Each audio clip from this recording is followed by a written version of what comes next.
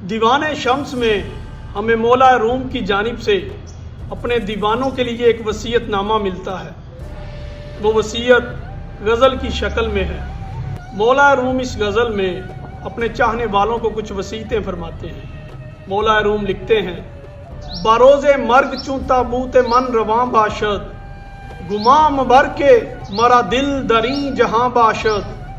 فرماتے ہیں مرنے کے بعد جب میرا تابوت قبرستان کی جانب لے کر چلو تو یہ مت سمجھنا کہ میرا دل کبھی اس دنیا میں تھا۔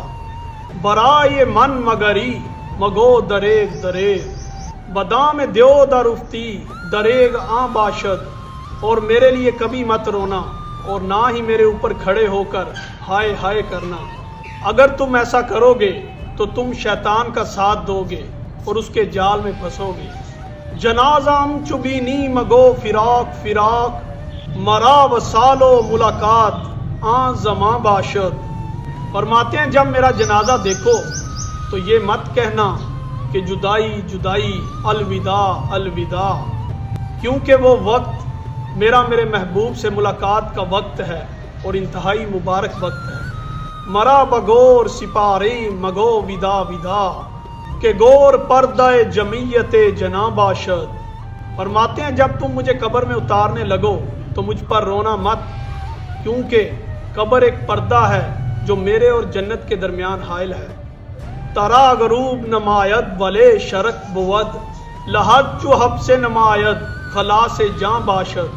بلاہر فرماتے ہیں میرے جنازے میں موجود تمام لوگوں کو میرے زوال کا وقت لگ رہا ہوگا، مگر وہی میرے اصل عروج کا وقت ہوگا اور میری قبر میرے قید خانہ کی بجائے میری آزادی کی جگہ ہوگی۔ اور مولا روم کے روحانی مرید علامہ اقبال کچھ ایسے ہی موقع پر فرماتے ہیں: نشان مرد مومن بات گویم، چو مرگ آید تبسم بر لبے اوسط۔ فرماتے ہیں میں تمہیں مرد مومن کا نشان بتاتا ہوں کہ جب اس کو موت آتی ہے تو اس کے چہرے پر مسکراہٹ ہوتی ہے۔